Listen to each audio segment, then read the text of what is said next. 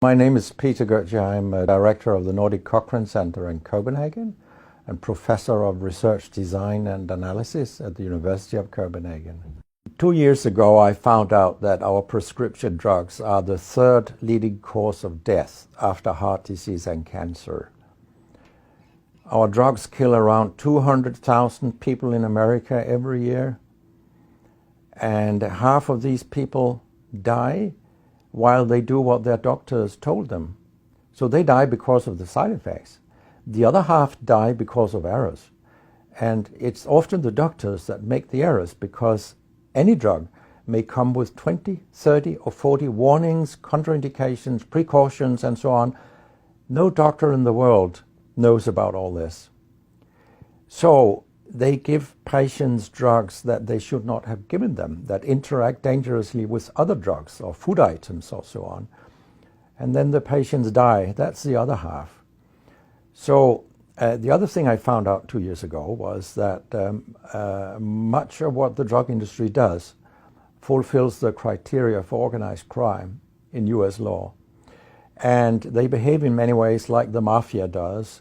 They corrupt everyone they can corrupt. They have bought every type of person, even including ministers of health in some countries. So there is a huge amount of corruption.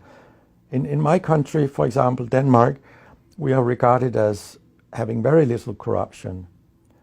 But yet we have thousands of doctors on industry payroll, although we are just 20,000 doctors. So this is an effective kind of corruption. The drug industry buys the professors first, then chiefs of department, then other chief physicians and so on. They don't buy junior doctors. So when several thousands are on industry payroll, it's really, really bad.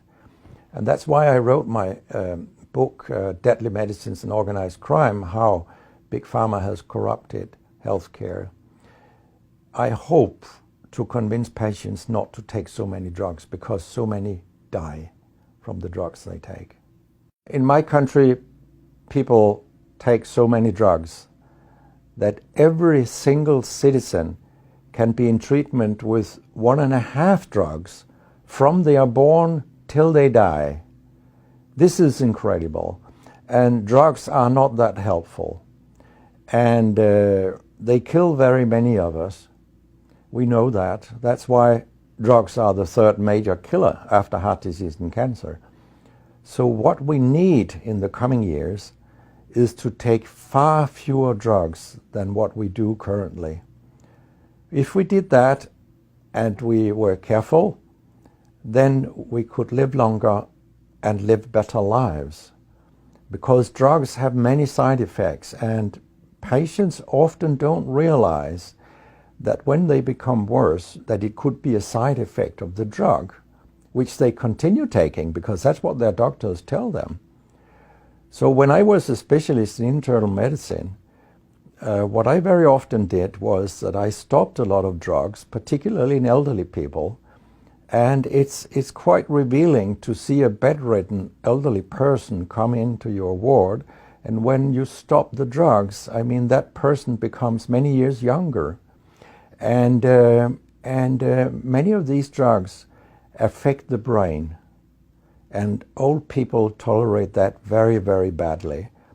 They fall, and when they break a hip, 1/4 of them die. And for example, antidepressant drugs are used in more than 10% of our elderly. And they seem to kill 3% of them every year.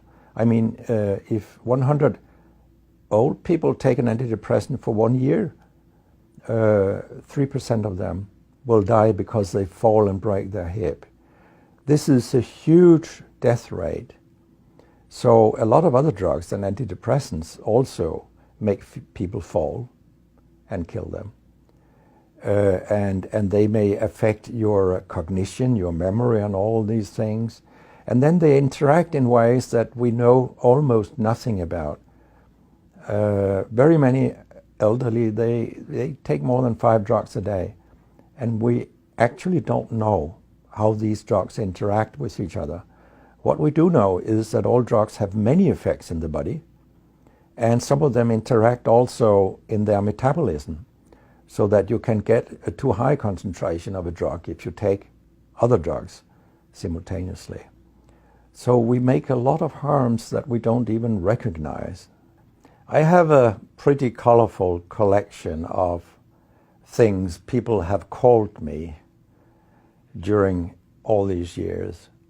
And sometimes journalists have asked me, why do you always look up controversy?